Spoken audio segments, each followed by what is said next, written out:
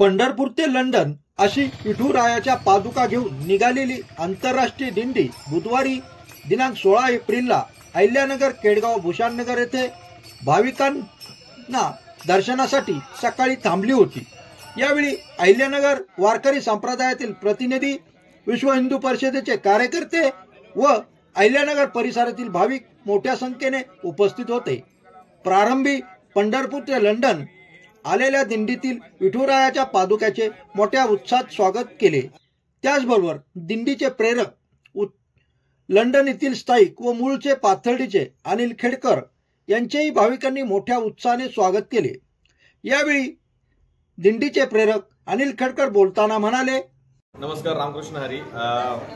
आज आपण अहिल्यानगर मध्ये आलेलो आहोत। आज आपल्या पंढरपूर ते लंडन या वारीचा आज तिसरा दिवस आहे।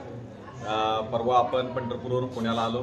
काल पुण्यामध्ये आपण जगद्गुरू संत तुकाराम महाराज आणि ज्ञानेश्वर महाराज यांचे आशीर्वाद घेतले आणि दर्शन घेऊन आज आपण नागपूरच्या दिशेने चाललेलो आहोत। आणि या प्रवासामध्ये आज आपण अहिल्यानगरला आलेलो आहोत। आपले नातेवाईक, आप्तेष्ट आणि विठ्ठल भक्त या मोठ्या संख्येने या ठिकाणी आज उपस्थित राहिलेले आहेत। तर मला खरंच खूप आनंद होतोय की या पूर्ण 70 दिवसाच्या प्रवासामध्ये लोक एकमेकाला जोडले जात आहेत। आणि ही वारी जी आहे ती 14 एप्रिलला सुरू झालेली आहे पंढरपूरमधून आणि 21 जून 2025 म्हणजे एक 70 दिवसाच्या कालावधीनंतर ही वारी लंडनला पोहोचणार आहे। तर तब्बल 22 देशांमधून 18,000पेक्षा अधिक किलोमीटरचा प्रवास करत ही वारी जाणार आहे। आणि या प्रत्येक देशामधून जाताना जे काही मराठी लोक आहेत किंवा विठ्ठल भक्त आहेत आपण त्यांना कनेक्ट करत जाणार आहे। तर वारीचा जो साधेपणा आहे आणि वारीचे जे मूल्य आहेत एकमेकाला जोडलं पाहिजे, आपण ते मूल्य एकमेकांचं जतन करण्यासाठीची ही वारी आहे। आणि पुढे ही ज्यावेळेस वारी लंडनला पोहोचेल तर त्याचं रूपांतर आपल्याला कुठेतरी भव्य दिव्य मंदिरामध्ये करायचं आहे। त्याच्याशी ही पायाभरणी आहे तशी,